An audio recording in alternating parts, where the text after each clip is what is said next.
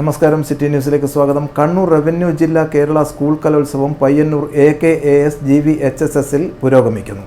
വേദി 1-ൽ രജിസ്ട്രേഷൻ പുരാവസ്തു വകുപ്പ് മന്ത്രി രാമചന്ദ്രൻ കടന്നപ്പള്ളിയാണ് കലാമാമാങ്കത്തിന് തിരിതെളിച്ചത്.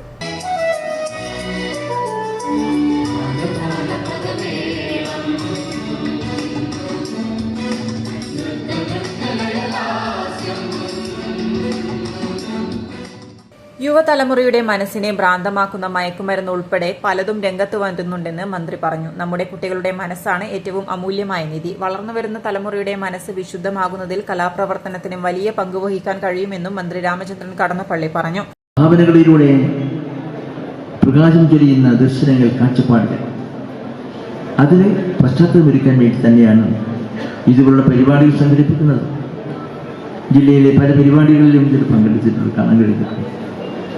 എന്തെല്ലാം ഭാവമധുരമായ അവതരണങ്ങളാണ്, അത്ഭുതപ്പെടുന്നതാണ്. കൊച്ചു കലാകാരികളും കലാകാരിമാരൊക്കെ അവതരിപ്പിച്ചിട്ടുള്ള ഭാവസാധനമായ മനോഹരമായ സൃഷ്ടികൾ, അത് നമ്മുടെ മനസ്സിനെ തന്നെ ഉത്ബുദ്ധമാക്കും, നമ്മുടെ മനസ്സിനെ തന്നെ ഉത്കൃഷ്ടമാക്കും. ആ നിലയിലുള്ളതാണ് അവരുടെയൊക്കെ ജന്മസിദ്ധമായ കലാവൈഭവങ്ങളുടെ അവതരണമെന്ന് ഞാൻ ഇവിടെ വിനീതമായി ഓർമ്മിക്കാം.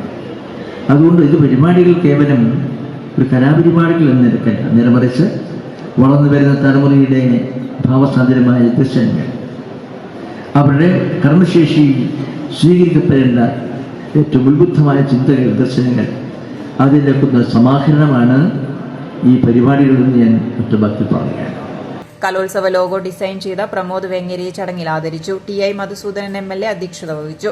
M വിജിൻ MLA, ജില്ലാ panchayat president advocate KK Ratnakumari എന്നിവർ മുഖ്യാതിഥികളായി. പയ്യന്നൂരിലെ 16 വേദികളിലായി 319 ഇനങ്ങളിൽ മത്സരങ്ങൾ നടക്കുന്നുണ്ട്. UP ഹൈസ്കൂൾ, ഹയർ സെക്കൻഡറി വിഭാഗങ്ങളിലായി 15 ഉപജില്ലകളിലെ 10,695 പ്രതിഭകൾ മാറ്റുരയ്ക്കുന്നുണ്ട്. നവംബർ 23 വരെയാണ് കലോത്സവം. 23 വൈകിട്ട് സമാപന സമ്മേളനം നിയമസഭാ സ്പീക്കർ അഡ്വക്കേറ്റ് AN ഷംസീർ ഉദ്ഘാടനം ചെയ്യും.